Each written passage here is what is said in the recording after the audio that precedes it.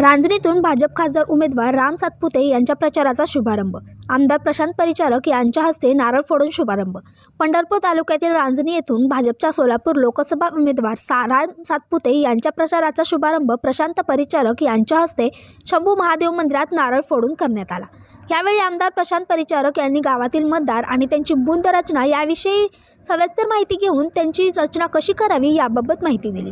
बूथमध्ये महिला, पुरुष, अपंग, दिव्यांग यासोबतच समाजातील सर्वच घटक सोबत घेऊन 10 वर्षात मोदी सरकारने केलेली कामे यांचा लोकाजोखा मांडला.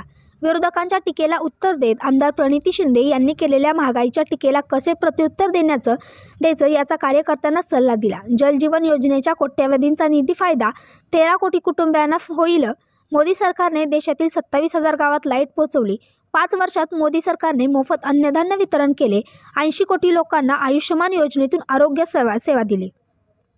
पंढरपूर तालुक्याच्या राजकीय प्रथेनुसार श्रद्धेय श्रीमंत सुधाकर पंत परिचारक तथा मोठे मालक यांच्या परंपरेने आज रांजणी येथील ग्रामदैवत शंभू महादेवाच्या मंदिरामध्ये नारळ फोडून महायुतीचे उमेदवार श्री राम सातपुते यांच्या पंढरपूर तालुक्यातील प्रचाराचा माननीय श्री आमदार प्रशांत परिचारक यांच्या हस्ते करण्यात आला.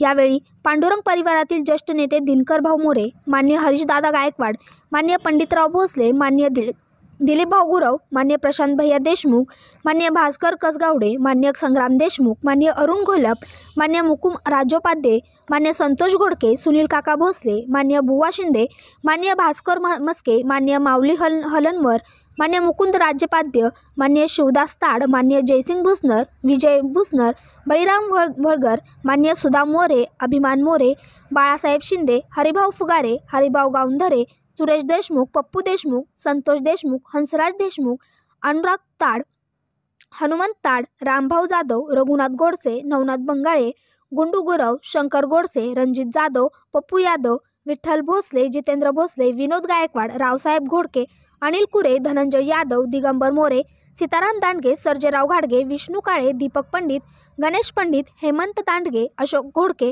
महादेव ढाणे, कुंडलिक सुरवसे, नारायण घाडगे, सीताराम फडतरे, किसन भुताडे, अनिल भाकरे, खंडू पवार, बाळासाहेब अवताडे, संतोष राजोपाध्ये, नामदेव शिंदे, सुरेश पंडित, बाबा भाकरे, भरत सुरवसे, भारत दांडगे, आबा अवताडे, गणेश घाडगे, पप्पा मुलानी, नामदेव शिंदे, पोपट भुताडे, महादेव सप्ताळ, चंदू पाठक आदी मान्यवर पदाधिकारी मंडळी उपस्थित होते. सगळेच आहेत. हरिभाऊ गावंधरे आहेत. आमचे बळीराला सुद्धा शिरडूनवर ना हातवर करा बळीरा. त्याला कंड म्हणते ती कंड. जयसिंग आहेत, नितीन, सगळेच म्हणजे कोणाचं एकाचं ना रामभाऊ सर्व उपस्थित आहेत. तानाजीराव ही सगळे, पप्पू आहे. मस्त्यात थोडं दिसत माऊली हरून आहेत, सर्व उपस्थित, संतोष आहे, सर्व उपस्थित आहेत. सगळ्याचं स्वागत करतो. ही निवडणूक लोकसभेची निवडणूक आहे. सुरुवातीला मी आपल्या सगळ्यांना, कारण तुम्ही सगळेच कार्यकर्ते, इथं बसलेला प्रत्येक कार्यकर्ता 10 मतं, 20 मतं, 50 मतं, 100 मतं आणणारा कार्यकर्ता आहे का नाही सांग. राजनीतीतले आहेत का नाही? आपण राजनीतीपुरतं बोला का नाही आहेत? भाऊ म्हणले, दादा म्हणले तसं 85 सालापासून आपली कुठलीही सुरुवात असेल तर आपण राणीच्या महादेवाला नारळ फोडतो, नमस्कार घेतो, त्याचा आशीर्वाद घेतो आणि पुढे जातो. ही निवडणूक काही पैशाची निवडणूक नाही, कुठल्या जाती धर्माची निवडणूक नाही. ही निवडणूक आहे आपला देश कसा ठेवायचा. 70-75 वर्ष स्वातंत्र्याला झाली. 75 वर्षापूर्वी आपण कुठं होतो, त्याच्यानंतर 75 वर्षात काय घडलं, आत्ता आपण कुठं आहे, आणि 2047 साली आपला देश 100व्या वर्षात जाणार. माणसाच्या आयुष्यामध्ये जसं वय वाढेल तसं आपण हळूहळू क्षय होतो. आपला शेवट आपण संपतो. माणूस, प्राणी कुठलाही, पण एखादी संस्था किंवा देश याचा कधी क्षय होत नाही, ती वाढत जातो. आपण म्हणतो ना, इंग्रजांनी म्हणजे इतकं राज्य केलं की जिथं सूर्य, त्यांच्या राज्याचा सूर्य कधीच मावळत नव्हता, जुनी लोक म्हणायची. आणि इंग्रजांची राज्य आहे ती अजून आपण आठवण काढतो हजारो वर्षापासून.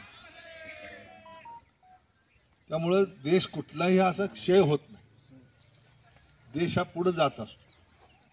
मग कधी कधी आपल्याला वाटते की मग अमेरिकाच का श्रेष्ठ आहे, चीनच का श्रेष्ठ आहे, आपण का मोठं होऊ नये, आपणच का सारखं गरिबीचं गुणगान गायचं, आपणच का दारिद्र्यामध्ये राहायचं, आपल्या लोकांनीच का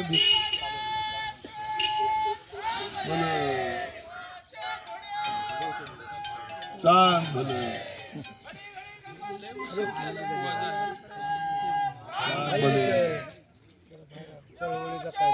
त्यामुळे आपल्यालाही वाटते की आपला देश पुढे गेला पाहिजे. आणि देश पुढे जायचा का मागं न्यायच्या ह्याची निवडणूक.